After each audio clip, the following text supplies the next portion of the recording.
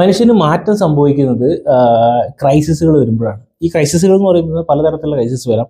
അപ്പോൾ എനിക്ക് അറിയുന്ന കുറച്ച് ക്രൈസിസുകൾ പറയാം. ആ ക്രൈസിസിലൂടെ നമ്മൾ ചിലപ്പോൾ എല്ലാ ആൾക്കാരും പോകുന്നതാണ്. ചിലപ്പോൾ നിങ്ങൾ തരണം നേരിടുന്നുണ്ടെങ്കിൽ ചിലപ്പോൾ നിങ്ങൾ അതിൻ്റെ ഒരു പ്രോസസ്സിലൂടെ ആയിരിക്കും. ചിലപ്പോൾ നിങ്ങൾ പ്രിപ്പയർഡ് ചെയ്യാൻ അല്ലാത്ത സമയത്തേക്ക് ചിലപ്പോൾ വരുന്നുണ്ടാവുക. അതിലത് ഒന്നാമത്തത് മെഡിക്കൽ ക്രൈസിസ് ആണ്, രണ്ടാമത്തത് പേഴ്സണൽ ഫിനാൻഷ്യൽ ക്രൈസിസ് ആണ്, മൂന്നാമത്തത് നിങ്ങൾ ബിഹേവിയറിൽ കാരണം നിങ്ങൾക്ക് സംഭവിക്കുന്ന ക്രൈസിസ് ആണ്, നാലാമത്തത് റിവെഞ്ച് കൊണ്ട് വരുന്നത്, അഞ്ചാമത്തത് ഓർഗനൈസേഷൻ ക്രൈസിസ്, ജോലി പോയി അങ്ങനെയുള്ള സെഗ്മെന്റിൽ വരുന്ന ക്രൈസിസ് ആണ്, ആറാമത്തെ ക്രൈസിസ് എന്ന് പറയുന്നത് വയലൻസ് കൊണ്ട് ക്രൈസിസ് വരാം, ഏഴാമത്തെ ക്രൈസിസ് എന്ന് പറയുന്നത് ബ്ലാക്ക് സ്വാൻ എന്ന് പറയും, അതായത് അൺഎക്സ്പെക്റ്റഡ് ആയിട്ട് വരുന്ന ഒരു കൈൻഡ് ഓഫ് ക്രൈസിസ് ആണ്.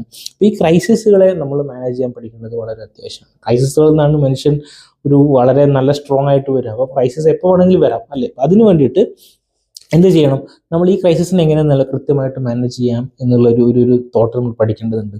അതിന് വേണ്ടിയിട്ട് ഏറ്റവും എളുപ്പമുള്ള കാര്യം എന്ന് വെച്ചാൽ ഓൾവേസ് നിങ്ങൾക്ക് എന്ത് ചെയ്യണം, ഒരു സെക്കൻഡ് ഇൻകം, ഒരു പാർട്ട് ടൈം ഇൻകം അല്ലെങ്കിൽ ഒരു പാർഷ്യൽ ഇൻകം നിങ്ങളുടെ കയ്യിലേക്ക് വരണം. അങ്ങനെയുള്ള സെറ്റപ്പാണ് നിങ്ങളുണ്ടെങ്കിൽ നിങ്ങൾക്ക് എന്ത് ചെയ്യാൻ പറ്റും, വളരെ സ്ട്രോങ് ആയിട്ട് എന്ത് ക്രൈസിസ് വന്നു കഴിഞ്ഞാലും നോ മാറ്റർ വാട്ട് ഒരു സൈഡിൽ നിന്ന് ഒരു ഫ്ലോ ഉണ്ടെന്നുണ്ടെങ്കിൽ തീർച്ചയായിട്ടും അത് നിങ്ങളെ വലിയ രീതിയിൽ ഹെൽപ്പ് ചെയ്യും.